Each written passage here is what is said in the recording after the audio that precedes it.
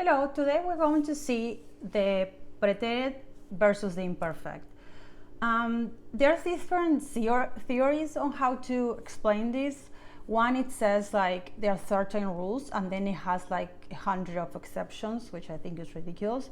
So the one that I like to explain is the one that is like learn in context.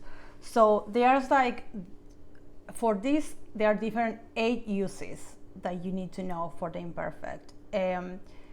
First of all, what is the imperfect? Well, obviously it's part of the indicative and is a past, a type of past, which in English it doesn't have. So that's why it becomes a little bit tricky how to explain it. But basically it's like saying it's like an action that is in the past, okay, but that hasn't, at that moment in the past, hasn't finished yet, okay? So I know right now it sounds very weird what I'm saying, but when we see the different uses, you will know what I mean, okay? So let's see this chart that I made. So for example, pretérito simple is always an action that, okay, that started and finished. That's for sure. Always the pretérito, the one that I've been seeing, like comí, trabajé, whatever, is an action that started and finished for sure. The pretérito imperfect, it could be an action that hasn't even started yet, but for sure hasn't finished, or it could be an action that started but hasn't finished yet.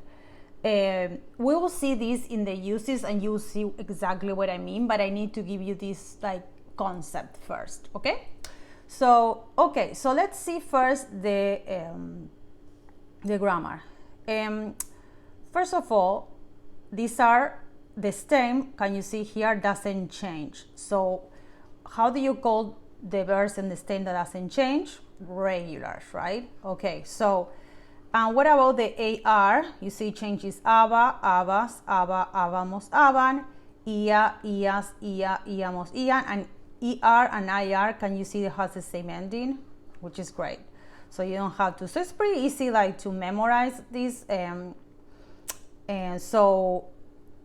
also these ones is completely irregulars, okay? So, and as you can see, it changes in every person and there are only 3 of them.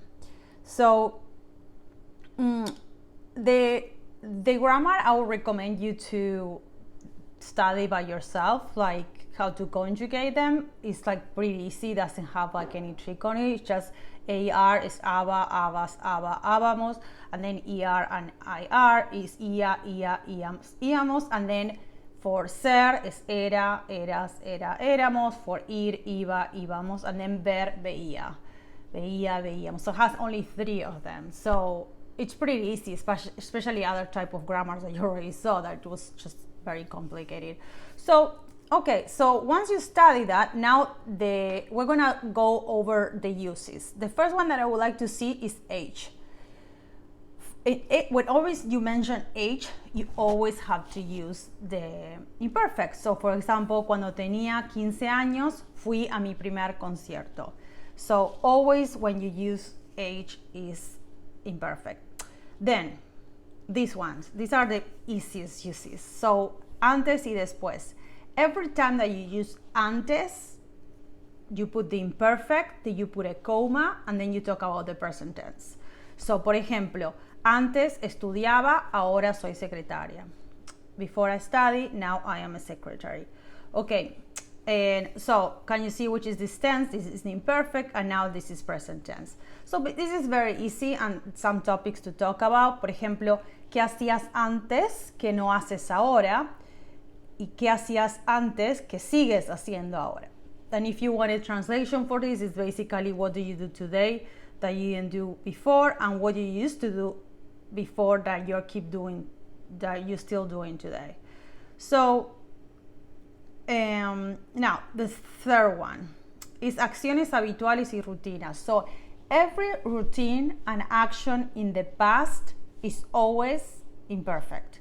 So any routine that you had in the past, like for example, cuando vivía en Buenos Aires, yo jugaba al tenis, salía con mis amigas, estudiaba en la universidad y trabajaba en finanzas. Okay, so those are customs and routines that you used to do in the past. And if you have an idea, you see those routines generally have a beginning, and so for example, it's like a repetitive action that you used to do, and it has like, so estudiaba, you see, estudiar, for example, that has a starting point, but it doesn't have a finish point. Because why?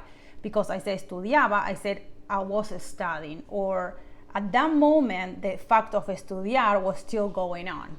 The fact of estudiar was still going on. So, o era mesera, o viajaba con mis amigas o con mi familia. So, viajar at that moment was not over yet. Okay? You were still traveling because it was part of a routine. Okay? So another use, this is some topics para hablar. Actually, it's very easy. ¿Cuáles son tus costumbres del pasado? And you can just start talking about them. Then simultaneous actions in the past. What I do mean by this? There's actions that are done at the same time, and there are some actions that are done first and then you did the other one. Okay, so in a simultaneous action, the action that is longer, okay, la acción más larga, so the longer action is going to go in imperfect, and the shorter action is going to go with preterite. So for example, now, well, I was giving the class, so cuando estaba dando la clase, tomé agua. This is happening right at the same time. This is shorter. So that's why you use aba for tomaba or bebía, y that's why you will use daba la clase. I was giving the class. That was used for the imperfect, and this is bebí. This will be the shorter one. Okay, and so in some examples that we have here, cuando hablábamos, nos tomamos un café, o cuando veíamos Harry Potter, nos tomamos un chocolate caliente, por ejemplo. Okay, tiempo conceptual, conceptual action. Esto es una teoría que ayudó mucho a mis estudiantes a entender, y dice lo siguiente. Ok, una cosa es, una situación en el presente, como ahora mismo. Esta es una situación, ahora estoy hablando, esta es una situación presente, ¿ok? Pero otra cosa es el uso del verbo. Another thing is the use of the verb. One thing is situation, this is a present moment, at least when I'm filming the video, and a verb that I use, it will change the verb that I'm using to refer to these actions, right? So, for example, this is the right now, right? So, por ejemplo, se me cayó el lápiz o el bolígrafo. This fell, right? Can you see that this is a present situation, but this was explained in the past? Se me cayó, it fell. Right now, it just happened, it fell. So there are certain actions that, yes, you cannot explain them like it's in a present situation, right? But they are explained with the verb in the past. Or for example, I just had an idea. Tuve una idea. Se me ocurrió una idea.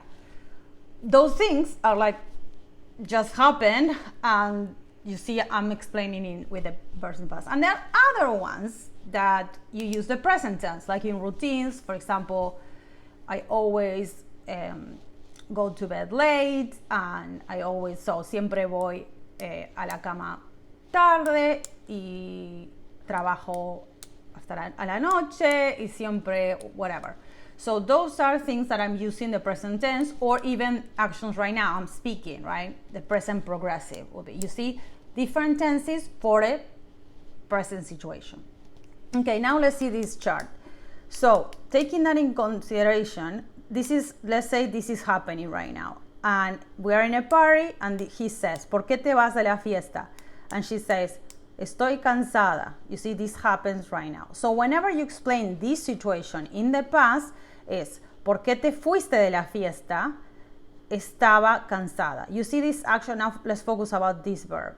Estoy cansada. At that moment, do you remember she was still tired? The action of being tired isn't finished yet at the moment, right? So when you're explaining in the past, you're explaining in the imperfect. ¿Por qué te fuiste de la fiesta? Estaba cansada. Okay, so now I will send this to you, all this stuff. I will put it in the link below, and remember to subscribe, please. And so don't worry about this one. I'll put it in the link below, so the explanation. And now let's see this example. Situation in the present. ¿Por qué te vas del bar? Why are you leaving from the bar? Porque voy a estudiar mañana. Because I'm going to study tomorrow. So can you see that the fact of going to study in this moment not only hasn't finished yet, the fact of studying hasn't finished and hasn't ended yet. Can you see that? The action of studying was going to happen and hasn't finished yet. So whenever you explain this in the past, ¿por qué te fuiste del bar? Porque iba, you see, I was going to study at the following day. Porque iba a estudiar al día siguiente. So, you see, the fact of studying hasn't even started yet, and also I was going to start the next day. That's when you use the imperfect as well. Okay, let's see another example. The explanation. And so, por ejemplo, this one. This moment. ¿Por qué te vas? Why are you leaving? Recibí una llamada. I received a phone call. Can you see? Like the moment that happened. Or, por ejemplo, recibí una llamada urgente. I received an urgent phone call. Can you see that if I'm receiving an urgent phone call at this moment, I'm not going to explain it. I could, but mainly you're not going to explain like, oh, I'm receiving an urgent phone call. No, you're just going to, receive it and then you leave, right? So that fact of receiving it, which is that second you receive it, you see, you explain it with the past in the present moment, in a situation that is going in right now. When you explain that in the past, in the situation in the past, then you have to explain it in the same. ¿Por qué te fuiste? Porque recibí una llamada urgente. Also, technically, you could use the past of the past, because before you left, you received the call. So be I had received it. So be había recibido una llamada urgente, but it's very rarely used. I would just say porque recibí una llamada urgente. Okay, so that's you. So conclusion. For this class, you have the age, the before and after, often translated as used to, habitual actions and routines, simultaneous actions in the past, conceptual time, actions that were progressed in the past context. So here I'm going to give you some topics to talk, and I always recommend you to get a language partner. If you become my students, we pair you with someone that speaks Spanish. It's someone that speaks Spanish that are in English, so it's an exchange. And also you could participate in our BYOBs, because bring your own VR booth and you can participate in a group conversation with Spanish speakers and English speakers, which is very useful. But if not, like you're doing right now, if you're self-studying, it's fine. You can do, that's why you pay the extra bonus, I guess. It's just for the teacher to do some of the job for you, except for the parts of studying, so I can help you. But if you're doing all the job, do it yourself, like this one, it's okay. You just go on different websites and look for a language partner, someone that wants to exchange Spanish for English. So I hope to see you in the next one. In the next part, the part 2 of the imperfect of preterite, we're going to see the rest of the uses, okay? So don't forget to subscribe. Ciao, ciao.